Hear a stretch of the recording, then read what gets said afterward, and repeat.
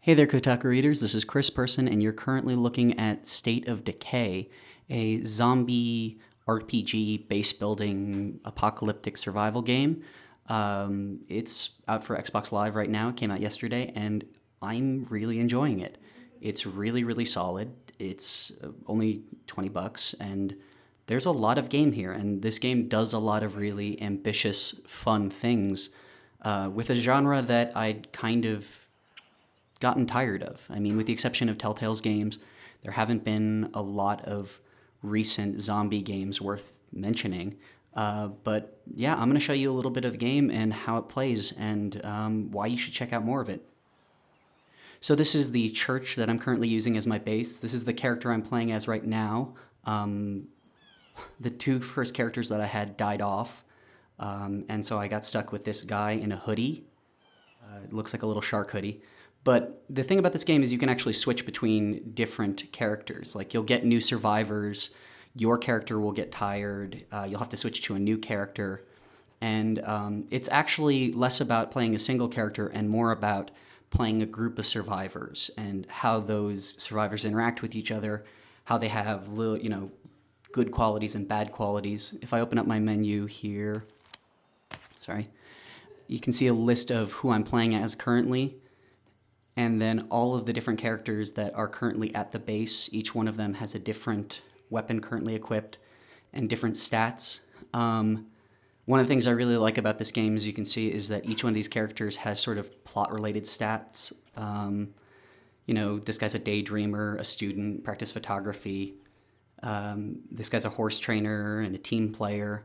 Some of the characters will actually get angry. I believe one of these characters earlier kind of went off the reservation a little bit, and we had to blow off some steam by killing some zombies, and that actually added to the cohesion of the base itself. The game is really good at intermingling, how the dynamics of the base are happening and, missions that you have to do, and it really does give a sense of a dynamic world.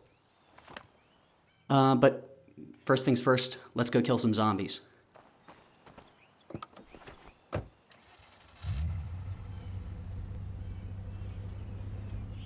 Driving in this game is kind of a double-edged sword. So here we have, a slow, bulky station wagon. I've really been preferring trucks in this game, but, cars don't grow on trees. They break, they, lose durability, and you can't just get a new car. I mean, you can just get a new car, but cars don't appear. They don't respawn. So you actually have to be careful with how you use cars in this game. Although I will say nothing is more fun than driving through a horde of zombies and slamming your window open like that. Here, I'll show you. It's a sort of extended melee attack, and you can just sort of, bam, hit them with the car door. But the thing about cars in this game is they make noise, and zombies are attracted to noise, so you really have to be wary of how you're using your car. If you just drive your car up to your base, it's going to bring a whole bunch of zombies back in. See, there's a horde over there. Normally you want to sneak past them, but I'm in a good mood. And I just wiped out a horde of zombies. But this game isn't just about driving and running people over, although that is so far my favorite part. It's actually about scavenging and keeping your base alive. If you see here, there's a big mini-map. Those are the places I've liberated so far. These zombies right here.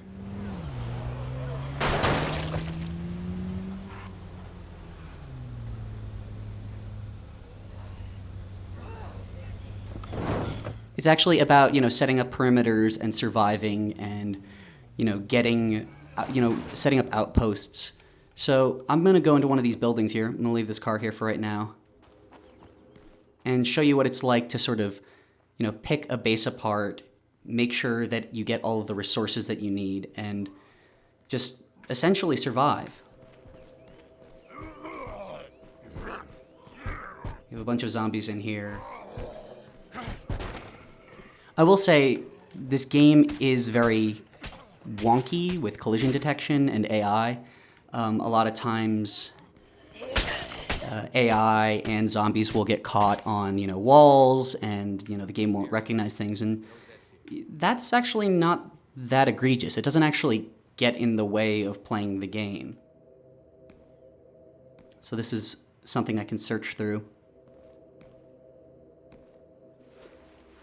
Now, if I hold down the left shoulder button, I will search faster. However, if there is a zombie in the area, there's a chance he will hear me. Cool, I get an extra hatchet.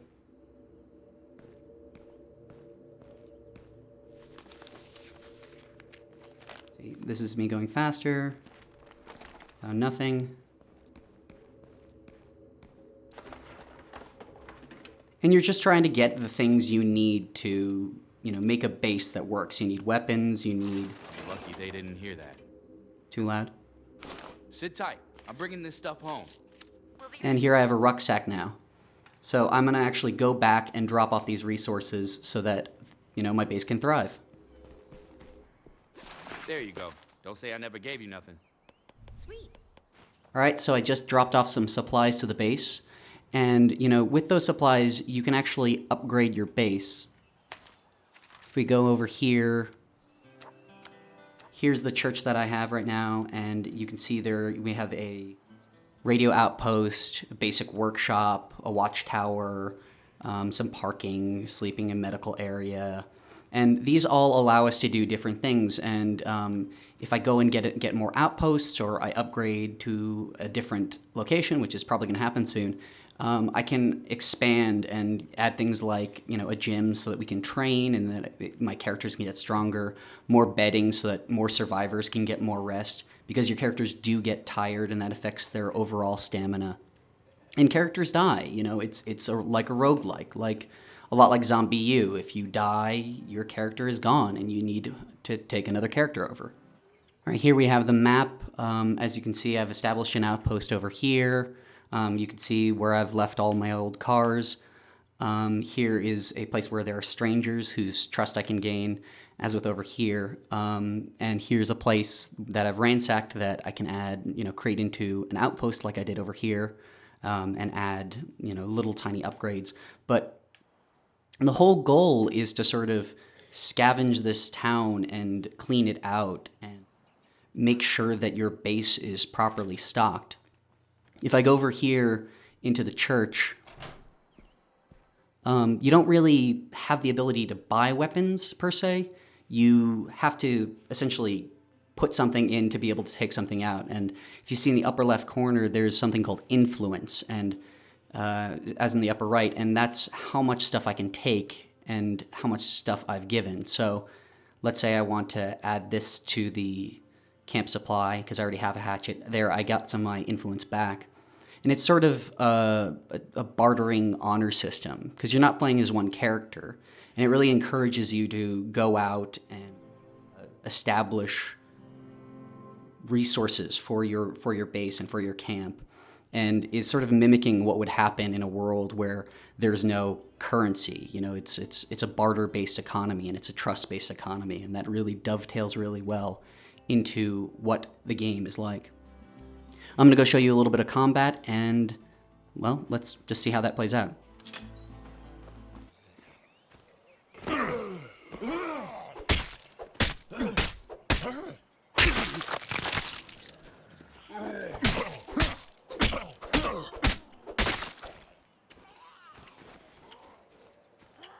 Alright, so here's a house that I haven't picked over fully. I'm going to sneak inside a little bit. Zombies can hear you, so sneaking around is actually pretty important. Oh, there's one right there that's just eating my face. Some of the camera work and the sight lines are not ideal, particularly when things are eating your face, but it's not that big a hassle. It's a game that's really rough around the edges, but the ideas that it's presenting are really quite good.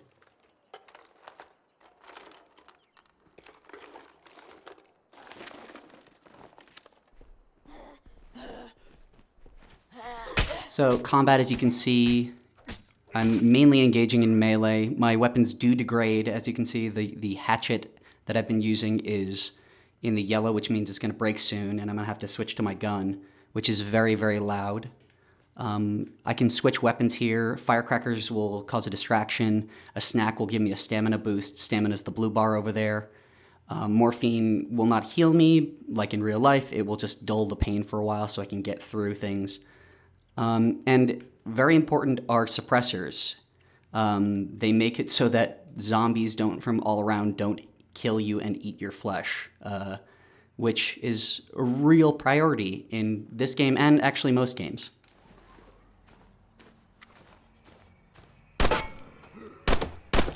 Oh god, that guy has armor on.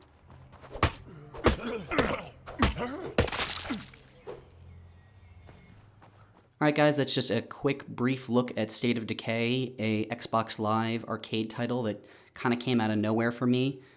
Well worth your money, I feel, and a really ambitious game that tries to do a lot with what is a pretty worn out trope and pretty worn out genre. Thanks guys.